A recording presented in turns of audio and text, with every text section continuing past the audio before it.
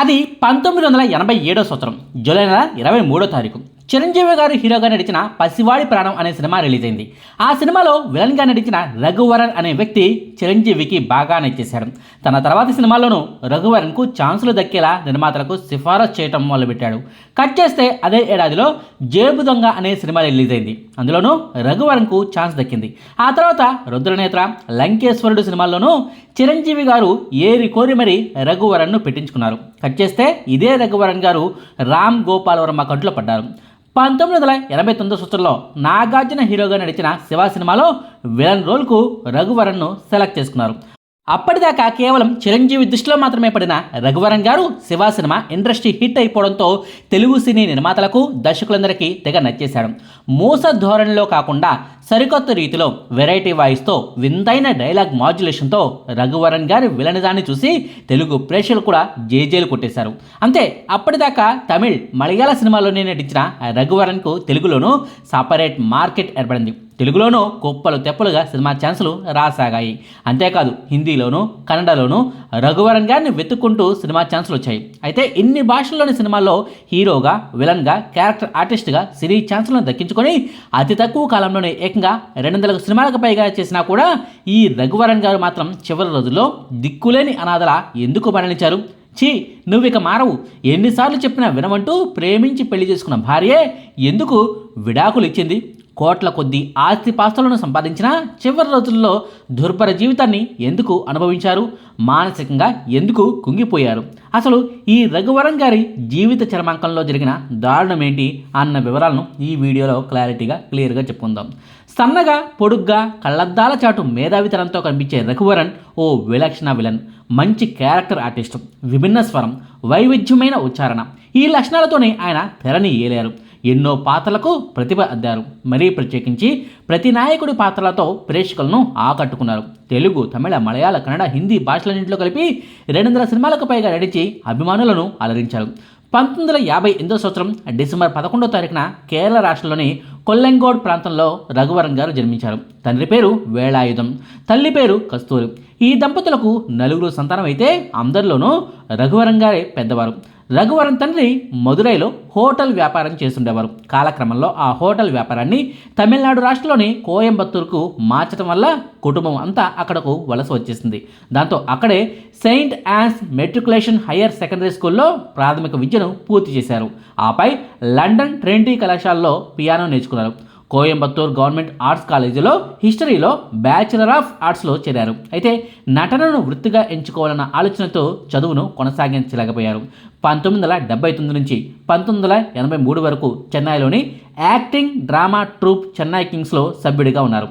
ఆ బృందంలోనే కన్నడ, తమిళ భాషల్లో సహాయక నటులు పాత్రలు పోషించే నాజర్ కూడా అప్పుడే సభ్యుడిగా ఉండేవారు. మొదటగా రంగస్థల నటుడిగా నటించిన రఘువరన్ చెన్నైలోని ఎంజీఆర్ ప్రభుత్వ సినిమా టెలివిజన్ శిక్షణ ఇన్స్టిట్యూట్లో నటనలో డిప్లొమా చేశారు. ఆ తర్వాత కోలీవుడ్ సినిమాలకు వెళ్ళి సినిమా అవకాశాల కోసం ప్రయత్నించారు. అలా ఎట్టకేలకు హీరోగా ఓ తమిళ సినిమాలో ఎంపికయ్యారు. ఆ సినిమాకు ఎన్నో పురస్కారాలు వరించినా రఘువరన్కి మాత్రం అనుకున్నంత స్థాయిలో హీరోగా అవకాశాలు ఇవ్వలేకపోయింది. ఆ తర్వాత హీరోగా చేసిన 2 సినిమాలు ఆశించినంత స్థాయిలో విజయవంతం కాలేదు. అయితే సిల్క్ అనే సినిమాలో ప్రతినాయకుడి పాత్రను పోషించినందుకు ఆయనకు బాగా గుర్తింపు వచ్చింది. ఆ సినిమా సక్సెస్ అవడం వల్ల అవకాశాలు వరుసగట్టాయి. అనంతరం ప్రతినాయకుడి పాత్రలో నటిస్తూ ముందుకు సాగారు. హీరో పాత్రలే కాకుండా పాత్రకు ప్రాధాన్యమైన పాత్రలను కూడా పోషించడం వల్ల కథానాయకుడు కాకుండా ప్రాధాన్యమైన పాత్రలోనే ప్రేక్షకులు ఎక్కువగా ఆదరించారు. అలా పలు బాలీవుడ్, టాలీవుడ్ స్టార్ హీరోల హిట్ సినిమాల్లో ప్రతినాయకుడి పాత్రలను పోషించారు. రజనీకాంత్ గారితో రఘువరన్ గారికి మంచి సన్నిహిత సంబంధాలు ఉండేవి. సినిమాల పరంగా కూడా వారిద్దరిది మంచి హిట్ కాంబినేషన్. 1986 సంవత్సరంలో వచ్చిన మిస్టర్ భరత్ సినిమా దగ్గర నుంచి 2007 సంవత్సరంలో వచ్చిన శివాజీ సినిమా వరకు మొత్తం 9 సినిమాల్లో వీళ్ళిద్దరూ కలిసి నటించారు. అరుణాచలం, ముత్తు, భాష వంటి సినిమాల్లో రఘువరన్ క్యారెక్టర్ల గురించి తెలుగు సినీ ప్రియులకు బాగా తెలుసు. తెలుగులో శివ సినిమాతో విలన్గా ఆయనకు ఎంత పేరు ప్రఖ్యాతులు వచ్చాయో 1998 సంవత్సరంలో పవన్ కళ్యాణ్ గారి సుస్వాగతం సినిమా ద్వారా కూడా అంతకంటే ఎక్కువ ప్రశంసలు ఆయనకు దక్కాయి.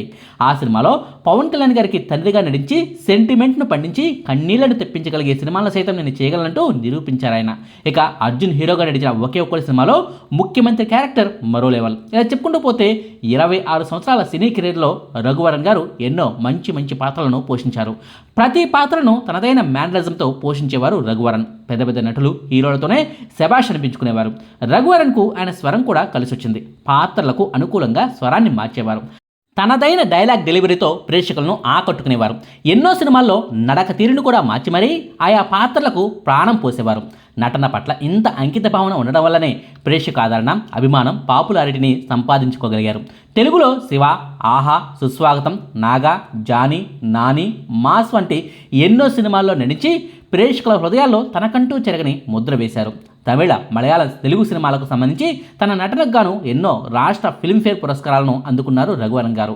ఎలాంటి సినీ బ్యాక్గ్రౌండ్ లేకపోయినా సినీ ఇండస్ట్రీలో one of the top villain character ఆర్టిస్ట్గా పీక్స్లోకి వెళ్ళిపోయిన రఘువరన్ గారు బ్రతికి ఉండి ఉంటే, తప్పటడుగులు వేయకుండా ఉండి ఉంటే ఇప్పటికీ సినిమాల్లో నటిస్తూనే ఉండేవారేమో. ఓ నటుడికి క్రమశిక్షణ ఎంత అవసరం, చెడు అలవాట్లకు ఎంత దూరంగా ఉండాలి అన్నది తెలియాలంటే రఘువరన్ గారి లైఫ్ స్టోరీని తెలుసుకుంటే చాలు. తెలుగు సినీ నటి రోహిణి గారు తెలుసా? సినీ నటిగా, స్క్రీన్ రైటర్గా, డబ్బింగ్ ఆర్టిస్ట్గా కూడా ఆమె యమా ఫేమస్. తెలుగులోనే కాదు, తమిళ, మలయాళ సినిమాల్లోనూ ఆమె నటించారు. ఆంధ్రప్రదేశ్ రాష్ట్రంలోని అనకాపల్లికి చెందిన రోహిణి గారి కుటుంబం ఆ తర్వాత రోజుల్లో చెన్నైలో స్థిరపడింది. 1974 సంవత్సరం నుంచే చైల్డ్ ఆర్టిస్ట్గా రోహిణి గారు సినిమాల్లో నటించడం మొదలుపెట్టారు. ఆ తర్వాత రోజుల్లో రోహిణి గారు బిజీ ఆర్టిస్ట్గా మారిపోయారు. ప్రేమ పెళ్ళో లేక పెద్దలు కుదిర్చిన పెళ్ళో తెలియదులే కానీ 1996 సంవత్సరంలో రఘువరన్ గారితో రోహిణి గారికి పెళ్లి జరిగింది. ఈ దంపతులకు రిషి అనే ఓ కొడుకు కూడా ఉన్నాడు. నిజానికి సినిమాల్లో ఇద్దరు సక్సెస్ఫుల్ యాక్టర్లుగా ఎదుగుతున్న తరుణం అది.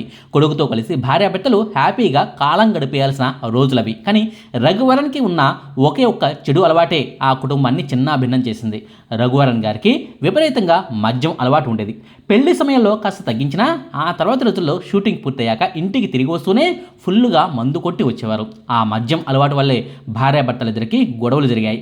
కొడుకు కోసమైనా మారతాడని రోహిణి గారు ఆశించారు. కానీ రఘువరన్ గారి తీరులో మాత్రం ఏ మార్పు రాలేదు. చివరకు విసిగి వేసారిపోయిన రోహిణి గారు పెళ్ళైన 8 ఏళ్లకే రఘువరన్ నుంచి విడాకుల్ని తీసుకున్నారు. 2004 సంవత్సరంలో ఇద్దరు విడిపోయారు.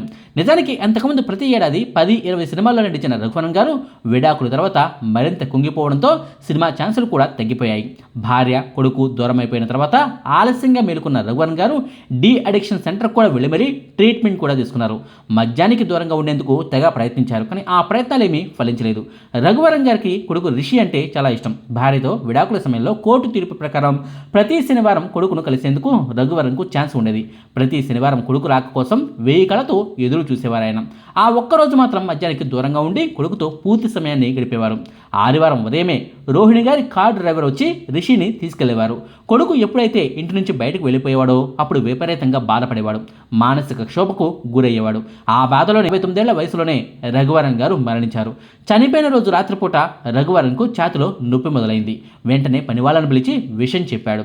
పనివాళ్ళు వెంటనే కారులో రఘువరన్ను ఆసుపత్రికి తీసుకెళ్లారు. కానీ అప్పటికే ఆలస్యం అయిపోయింది.